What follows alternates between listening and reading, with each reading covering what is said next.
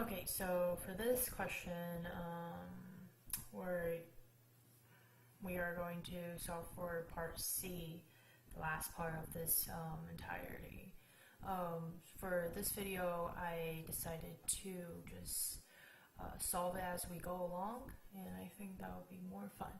So it's saying that find the directional derivative from point P. So we have the directional derivative equation right here. If you don't remember, then you can refer back to your book, but as of now, you should try to do as many problems as you can so you can remember this. It becomes second nature to you. And then for the gradient, it's just f of x, or the partial of x, while holding y constant, plus f of y while holding x constant. So from this, we get it from this function given from part B. So let's solve for it. So for x, it will be 1/2 x plus y. Well, if you don't know how I got this, we can rewrite this function simply as x of y to the 1/2. Okay?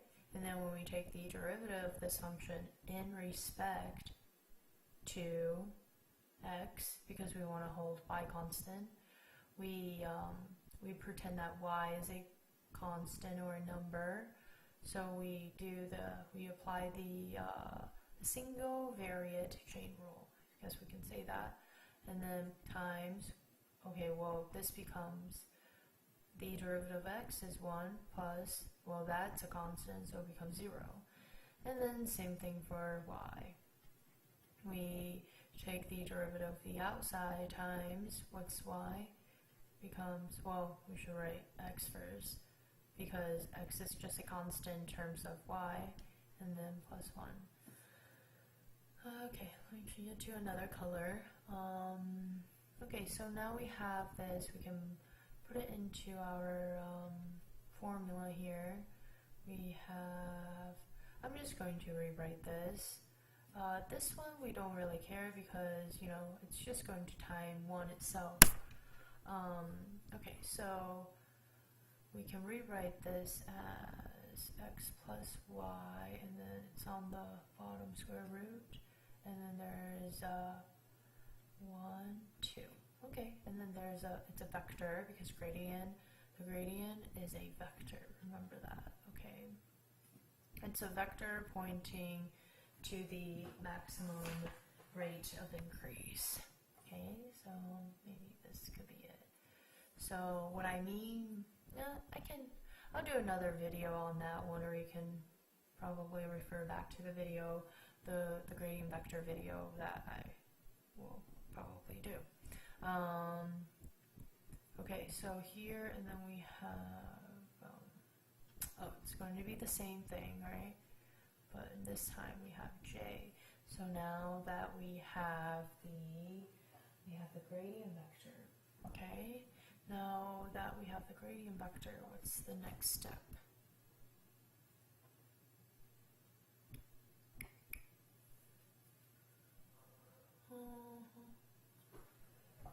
If we have the gradient vector, okay, so let's put in, because we want to find the directional derivative at that point at P, right? So all we have to do is plug into our gradient vector. Let's see what we get. So it's going to be 9i plus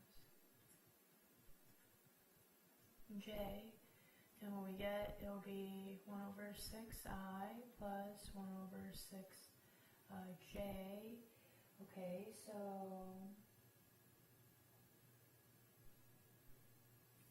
so from our earlier segment, we have let me go forward. We have this vector, so this is all one big problem, and as we can recall the unit vector of that, we can quickly derive it here as well, since we don't, I forgot to write it on here, but we can derive it. So the unit vector will be I plus 3ij over the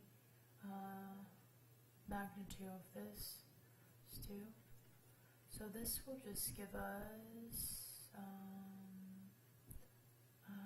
so it would be 1 plus 9 over the square root of 10 plus 3j over the square root of 10, and then we can dot these two together, which I will use in another color. Okay, so because the gradient vector at this point, sorry, I meant the derivative, directional derivative at this point, we just dot the gradient dot the unit vector,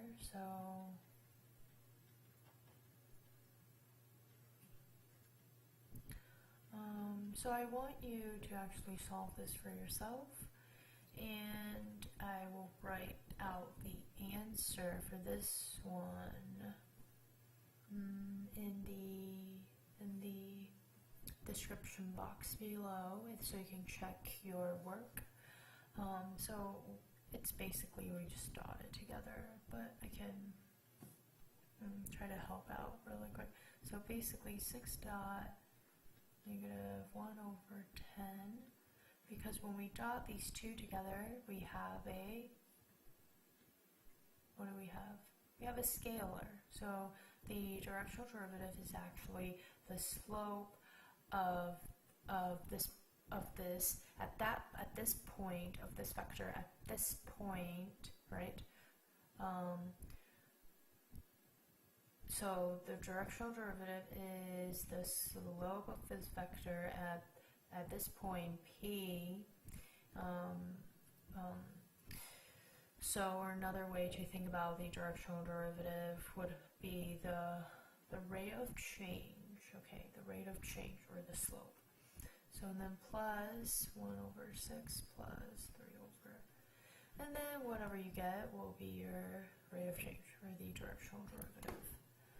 Don't know if you can probably see this. Okay, so here we go.